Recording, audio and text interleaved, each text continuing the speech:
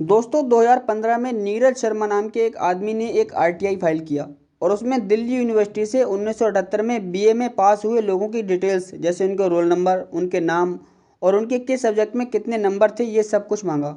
ऐसे में डीयू यानी दिल्ली यूनिवर्सिटी के सामने एक समस्या थी कि ये इन्फॉर्मेशन दी जाए या ना दी जाए, क्योंकि उसी वर्ष यानी कि 1978 में ही मोदी जी ने भी बीए की डिग्री दिल्ली यूनिवर्सिटी से ही ली थी।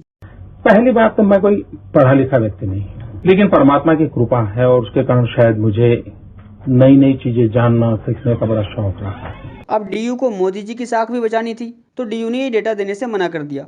इसके बाद mister Neeraj Sharma information commission के पास गए और कहा कि देखो मुझे इन्फॉर्मेशन नहीं दी जा रही है। कुछ टाइम लगाने के बाद इन्फॉर्मेशन कमीशन ने डीयू से दबाव बनाते हुए इन्फॉर्मेशन देने के लिए कहा। इस पर डीयू के हेड ने जवाब दिया कि हम इन्फॉर्मेशन तो नहीं दे सकते, लेकिन हम अपनी तरफ से कह रहे हैं कि मोदी जी ने 1978 में बीए की डिग्री ली थी। अपनी तरफ से कह रहे हैं का मतलब दाल में कुछ काला है, यानी कि मोदी जी के डिग्री वाले मामले में कुछ न कुछ झोल जरूर है।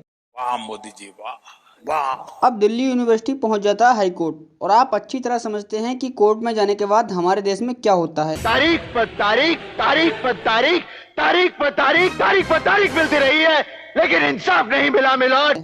दूसरा आरटीआई केस ये था कि जब आरबीआई को किसी ने बोला कि जितने भी एनपीएस हैं, मतलब जितने भी डिफॉल्टर हैं जो जानबूझकर कर्ज नहीं चुका रहे हैं, यानी कि जिन लोगों से कर्ज वसूलना आरबीआई के बस की बात नहीं है, उनका नाम पब्लिकली ओपन कर दिया जाए। लेकिन आरबीआई ने ऐसा करने से मना कर दिया। इसके बाद जिसने आरटीआई फाइल किया था वो बंदा इन्फॉर्मेशन कमीशन के पास गया और उसने भी आरबीआई से कहा कि ये चीज़ आपको पब्लिकली बतानी चाहिए, लेकिन आरबीआई ने ऐसा नहीं किया और आरबीआई इस बात को लेकर हाई कोर्ट चला गया और कोर्ट में इस आरटीआई को उम्र कैद की सजा हो गई। जैसा कि हमारे देश में होता है कि जब तक केस करने वाला मर नहीं आता तब तक कोई फैसला नहीं आता और उसके मरने के बाद केस क्लोज्ड, मामला खत्म। दोस्तों हमने जो आपको दो एग्जाम्पल दिए हैं इनसे आप समझ सकते हैं कि एक आम आदमी की अपील कहाँ तक जाती है और आरटीआई आम आदमी का कितना बड़ा हथियार है। दोस्तों आरटीआई यानी कि राइट टू इन्फॉर्मेशन, इसका हिंदी मीनिंग होता है सूचना का अधिकार। ये आरटीआई एक्ट 2005 के तहत बना। ये हर छोटे से छोटे और बड़े से बड़े आदमी को ये अधिकार देता है कि आप सरकार से कोई भी सूचना ले सकते हैं, किसी भी सरकारी कागज की कॉपी ले सकते हैं, किसी भी सरकारी कागज की जांच कर सकते हैं और वो भी 30 दिनों के अंदर और मात्र 30 रुपये खर्च करके। सही बताऊं तो मैं उन्हें देश का वफादार जवान मानता हूं जिन्होंने आरटीआई फाइल करके 70,000 करोड़ का कॉमनवेल्थ घोटाला, 2G स्कैम, कोयला घोटाला, चारा घोटाला, यहाँ तक कि नोटबंदी जैसी बहुत बड़ी नाकामयाबी का पता लगाकर जनता को जागरूक किया। आज मध्य रात्रि 12 बजे से 500 रुपये और 1,000 रुपये के करेंसी नोट। दोस्तों क्या आप जानते हैं कि सरकार की बहुत बड़ी नाकामयाबी थी नोटबंदी। नोटें छप रही थी, महंगाई बढ़ रही थी और नोटों के बंडल कहीं छिप जाते थे। मैं भी पीछे लगाऊं, निकालो। क्योंकि सरकार ने कहा था कि इससे कालाधन वापस आएगा, जबकि आरबीआई ने बताया कि उसने जितने भी पुराने नोट 2016 से पहले छापे थे उसमें से 99.3% नोट आरबीआई के पास वापस आ गए। इससे दो बातें सामने आती हैं। पहली तो ये कि हमारे देश में कालाधन था ही नहीं, लेकिन हमारे देश में अगर कालाधन नहीं था तो सरकार को नोटबंदी करने की क्या ज़रूरत थी। दूसरी ये कि अगर हमारे देश में कालाधन था तो उसे सरकार द्वारा नोटबंदी का डिटर्जेंट लगाकर सफ़ेद कर दिया गया। कितने तेजस्वी लोग हैं हमारे पास, कितने शानदार विचार रखते हैं जी। इन दोनों ही केसेस में सरकार फंसती है, लेकिन सरकार अपनी इस गलती को कभी गलती नहीं मानेगी।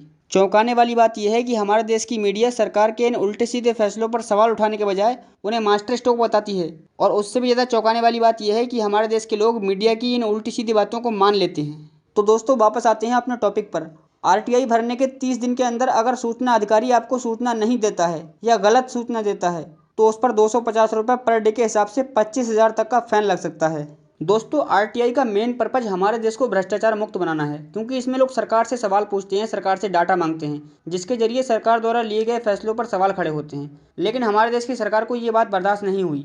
तब सरकार ने सोचा कि क्यों ना इसका कुछ ना कुछ इलाज किया जाए और सरकार ने आरटीआई एक्ट में संशोधन कर दिया। अब आरटीआई तो है लेकिन सिर्फ नाम मात्र का। अब अगर आप किसी विभाग से कोई इन्फॉर्मेशन चाहते हैं तो आपको पहले ये बताना होगा कि आपको ये इन्फॉर्मेशन क्यों चाहिए, जबकि पहले ऐसा नहीं होता था। पहले आप बिना कोई वजह बताए किसी भी विभाग से कोई भी इन्फॉर्मेशन मांग सकते थे और सरकार ने सूचना अधिकारी को भी अपनी उंगली पर नचाने के लिए उसकी पोस्टिंग से लेकर सैलरी तक सब कुछ अपने अंडर ले लिया है। ठीक उसी तरह जिस तरह पुलिस के साथ होता है कि कोई भी नेता चाहे वो कितना ही बड़ा अंगूठा टेक क्यों ना हो, पुलिस को अपनी उंगली पर नचाता है। कुल मिलाकर अगर बात करें तो अब किसी को भी सूचना देना या ना देना सरकार के हाथों में है। अगर सरकार चाहेगी तो सूचना देगी और नहीं चाहेगी तो सूचना नहीं देगी। अन्ना हजारे ने भी इसके विरोध में कहा था कि ये तो सरकार की तानाशाही है, जब किसी ने अन्ना हजारे से पूछा कि आप इसके लिए अनशन पर क्यों नहीं बैठ रहे हैं, तो उन्होंने कहा कि मेरी उम्र बहुत हो गई है। मैं उम्मीद करता हूँ ये वीडियो आपको पसंद आई होगी। Thanks for watching.